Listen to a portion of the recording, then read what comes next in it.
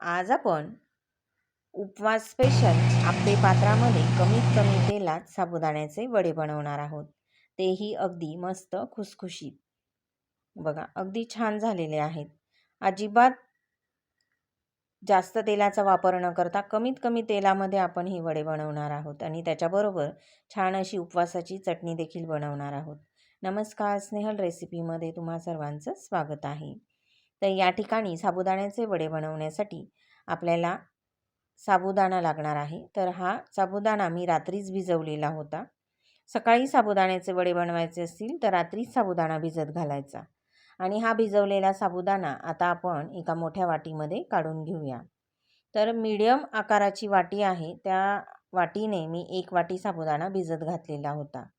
आता मीडियम आकाराच्या वाटीसाठी आपल्याला 3 उकळवून घेतलेले बटाटे लागणार आहेत. मीडियम 3 उकळलेले बटाटे, त्याच्यावरची साल काढून घेतलेली आहे. आता हा बटाटा आपण मॅश करून साबुदाण्यामध्ये घालणार आहोत. एका मीडियम आकाराच्या वाटीसाठी आपल्याला 3 बटाटे घालायचे आहेत. नंतर 1 मोठा चमचा जिरं घालायचं आहे. उपवासाला चालत असेल तर घाला, नाही घातलं तरी देखील चालेल. नंतर 2 चमचे पिठी साखर. नंतर 8 ते 10 चमचे भाजलेल्या शेंगदाण्याचा कूट. चवीप्रमाणे हिरवी मिरची, बारीक कट केलेली हिरवी मिरची घालायची आहे.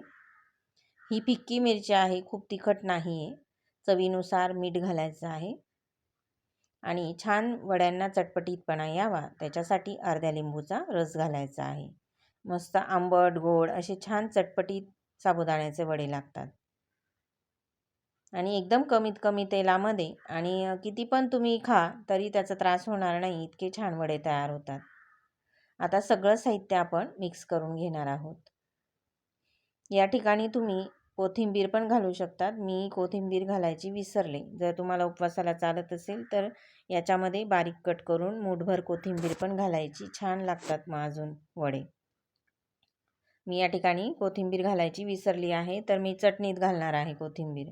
आता सर्व साहित्य मिक्स करून घेतलं आहे. वड्यांचं बॅटर तयार झालेलं आहे.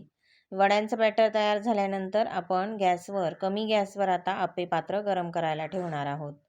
आप्पे पात्रामध्ये इतके झटपट वडे तयार होतात आणि अगदी कमीत कमी तेलामध्ये. बघा, आता माझ्याकडे तेलाची पळी आहे, सर्वांना माहीत असेल. त्या एका पळीमध्ये अर्धे साचे भरलेले आहेत आप्यांचे आणि दुसऱ्या पळीमध्ये अर्धे भरले, म्हणजे इतकं कमी तेल लागतं. अगदी 2 चमचे तेलामध्ये या ठिकाणी माझं हे 12 साच्यांचं आप्पे पात्र आहे. आता आपण याचे छान गोल गोल बॉल्स तयार करून घेणार आहोत. असे कमीत कमी तेलामध्ये मस्त वडे तयार होतात. सहसा वडे तळले जातात, पण तळल्यावर काहींचे वडे तेलामध्ये फुटतात, काहींचं तेल जातं वड्यांमध्ये. परंतु हे आप्पे पात्रामध्ये बनवलेले वडे अगदी कमीत कमी तेलामध्ये होतात आणि अगदी छान होतात. तर अशा पद्धतीने सगळे वडे या ठिकाणी तयार करून घेतलेले आहेत. याला मी गोलच आकार दिलेला आहे. आता आप्पे पात्र आपण हे वडे तयार करतो तोपर्यंत छान गरम झालेला आहे. आता एक एक करून सगळे वडे जे आहेत ते साच्यांमध्ये भरून घेऊ आणि मस्त शिजवून घ्यायचे आहेत. 12 साच्यांचं आप्पे पात्र आहे. 12 वडे लगेच बनतात, म्हणजे इतके कमी वेळेमध्ये आपले हे वडे तयार होतात. तेलामध्ये जर तळायचे म्हटले तर काहींचे बिघडतात, काहींचे तेल पितात, परंतु असं याच्यामध्ये होत नाही. आता एक झाकण झाकून यांना छान गोल्डन ब्राऊन कलर येईपर्यंत शिजवून घ्यायचे आहेत. सुरुवातीला झाकण ठेवायचं, म्हणजे ते छान आतपर्यंत खुसखुशीत होतात आणि मस्त शिजतात. आता हे शिजतात तोपर्यंत आपण चटणी बनवणार आहोत मस्त वड्यांसाठी. तर या ठिकाणी मूठभर कोथिंबीर, चवीप्रमाणे हिरव्या मिरच्या आणि ओलं खोबरं घ्यायचं आहे. आणि सगळं तिन्ही साहित्य आता मिक्सरमध्ये घालून घेऊ. ओल्या खोबऱ्याची चटणी बनवणार आहोत. नंतर चालत असेल तर 1 चमचा या ठिकाणी जिरं घालायचं आहे आणि चवीनुसार मीठ घालायचं आहे. आधी मी कोरडं फिरवून घेते आणि मग नंतर मला हवी तेवढी पातळ चटणी बनवण्यासाठी पाणी घालणार मी नंतर. तर मिक्सरला अगोदर मी हे कोरडंच बारीक करून घेते, म्हणजे खोबरं व्यवस्थित बारीक होतं. आणि मग खोबरं बारीक झालं की मग तुम्हाला किती पातळ चटणी पाहिजे त्या प्रमाणात पाणी घालून चटणी फिरवून घ्यायची. तर या ठिकाणी आपली साबुदाणा वड्यांची चटणी तयार झालेली आहे. आणि तोपर्यंत एक बाजू आपली साबुदाणा वड्यांची मस्त छान अशी तयार झालेली आहे. बघा, मस्त गोल्डन कलर आलेला आहे. पुन्हा आपण एकदा यांना पलटणार आहोत आणि अजून ब्राउनिश, थोडासा ब्राउनिश कलर येईपर्यंत यांना छान असे आपल्याला आपे पात्रामध्ये फ्राय करून घ्यायचे आहेत, म्हणजेच भाजून घ्यायचे आहेत. सर्व बाजू अलटपलट करून घेऊ आणि खालची बाजू पण आता आपल्याला छान शिजवून घ्यायची आहे. तर आता पुन्हा झाकण ठेवायचं नाही, कारण की छान ते शिजलेले आहेत आतपर्यंत. आता दोन्ही साईडने आपण पुन्हा आणखीन छान गोल्डन ब्राऊन कलर येईपर्यंत पुन्हा अलटपलट करून हे साबुदाण्याचे वडे जे आहेत ते मस्त शिजवून घेऊया किंवा फ्राय करून घेऊया किंवा भाजून घेऊया, काही म्हटलं तरी चालेल. या ठिकाणी बघा, असं अलटपलट करून छान आपले या ठिकाणी साबुदाणा वडे तयार झालेले आहेत.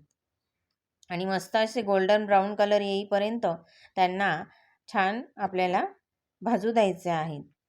आता पहिली बॅच मी तयार करून घेतलेली आहे. आता दुसरी बॅच पण अशाच पद्धतीने मी सर्व साबुदाणे वडे तयार करून घेतलेले आहेत. ते पण आता तयार झालेले आहेत. तेही सर्विंग प्लेटमध्ये काढून घेऊया. अगदी छान कलर, रंग तर छान आहेच, परंतु चव पण खूप छान लागते ह्या वड्यांची. जितकं सगळं साहित्य घातलेलं आहे ते सगळं घाला, मस्त वडे तयार होतात. आणि चटणी पण अप्रतिम लागते, जी आपण बनवली ती चटणी. आता ही या ठिकाणी उपवासाची चटणी पण आपली तयार झालेली आहे. या ठिकाणी काही साहित्य तुम्हाला चालत नसेल तर तुम्ही ते स्किप करू शकतात. मस्त असे या ठिकाणी चटपटीत साबुदाण्याचे वडे कमीत कमी तेलात तयार झालेले आहे. रेसिपी आवडली असेल तर जास्तीत जास्त जणांपर्यंत शेअर करा. पुन्हा भेटूया अशाच एका छानशा आणि नवीन रेसिपीमध्ये. वेळात वेळ काढून माझी रेसिपी बघितली त्याबद्दल तुम्हा सर्वांचे धन्यवाद.